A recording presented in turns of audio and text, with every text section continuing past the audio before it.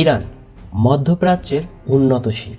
ইতিহাসের পাতা ঘাটলেই বেরিয়ে আসে আমেরিকা ও ব্রিটিশদের বিষাক্ত থাবায় ক্ষতবিখ্যাত মধ্যপ্রাচ্যের চিত্র।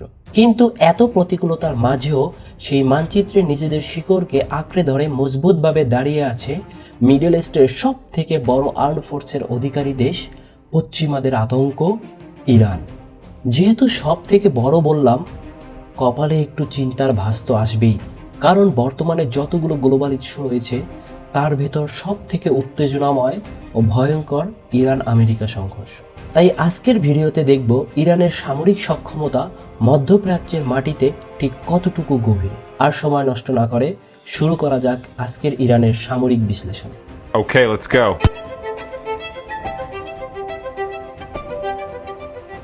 গ্লোবাল ফায়ারের তথ্য অনুসারে ইরানের সামরিক অবস্থান বর্তমান বিশ্বের 16তম। ইরানের সামরিক সদর দপ্তর তেহরানের ইস্তারাবাদে অবস্থিত। ইরানের সেনাবাহিনীর সর্বাধিনায়ক বা কমান্ডার ইন চিফ হচ্ছেন ওই দেশটির যিনি রাষ্ট্রনায়ক তিনি, অর্থাৎ আয়াতুল্লাহ আলী খামেনি। মারা যাওয়ার আগ পর্যন্ত তিনিই ছিলেন ইরানের কমান্ডার ইন চিফ। ইরানের অধীনে রয়েছে মধ্যপ্রাচ্যের সর্ববৃহৎ সেনাবাহিনী। হ্যাঁ, আপনি ঠিকই শুনেছেন। যদিও প্রযুক্তিগত কারণে গ্লোবাল ফায়ার পাওয়ারের র্যাঙ্কিং অনুসারে তুরস্ক ইরানের থেকে এগিয়ে রয়েছে, অর্থাৎ তুরস্কের সামরিক অবস্থান 10ম স্থানে থাকা সত্ত্বেও নিয়মিত বাহিনী ও রিজার্ভ বাহিনীর দিক থেকে মধ্যপ্রাচ্যের সব থেকে বড় সেনাবাহিনী ইরানের অধীনে রয়েছে। ইরানের মোট নিয়মিত সেনাবাহিনী যেখানে 6,10,000-এর উপরে, সেখানে তুরস্কের রয়েছে 4,81,000 নিয়মিত সেনাবাহিনী। রিজার্ভ সহকারে তুরস্কের 8,80,000 আর ইরানের রয়েছে প্রায় 9,60,000 সদস্যের এক তাক লাগানো ভয়ঙ্কর সৈন্যবহর।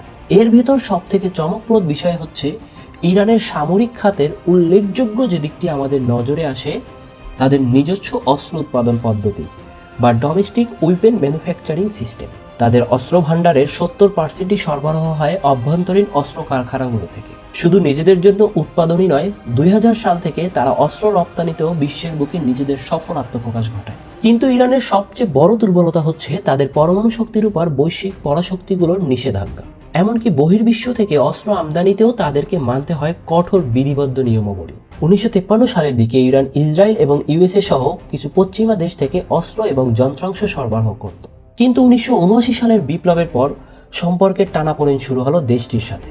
ধীরে ধীরে পশ্চিমা বিশ্বের সম্পর্কের অবনতি ঘটে ইরানের সাথে। এরপর থেকে রাশিয়া ও চীনই হয়ে ওঠে ইরানের অস্ত্র কারবারের বৃহত্তম সহযোগী। এবার দেখা যাক ইরানের অস্ত্র ভাণ্ডার। প্রথমেই কথা বলা যাক স্থল বাহিনীর অস্ত্র ভাণ্ডার নিয়ে। ইরানের রয়েছে মোট 1500-এর মতো ট্যাঙ্ক এবং 65,000-এরও বেশি আর্ম ভেহিকেল।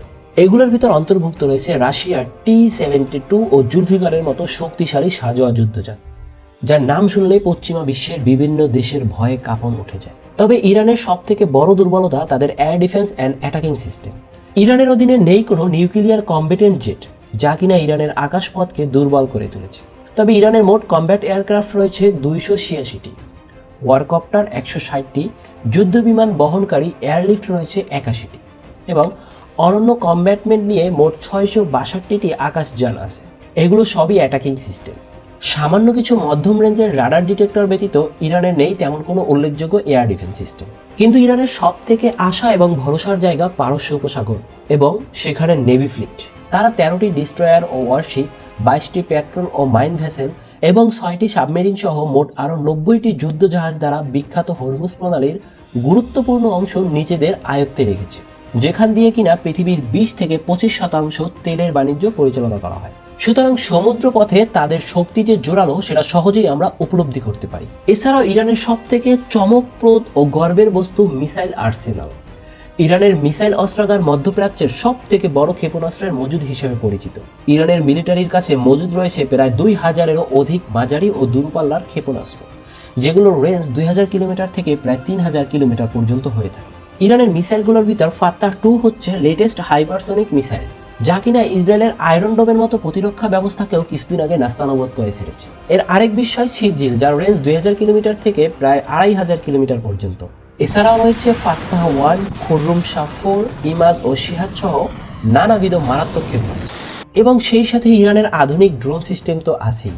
যদি ইরানের পারমাণবিক অস্ত্র ও আকাশ প্রতিরক্ষা ব্যবস্থা জোরদার হতো, তবে নিশ্চিত মধ্যপ্রাচ্যের এই বীরের ভূমি সারা বিশ্বের পরাশক্তিসমূহের একটিতে পরিণত হতো।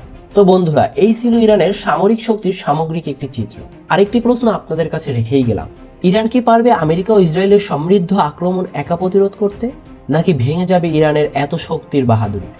কমেন্ট করে জানাতে ভুলবেন না কিন্তু।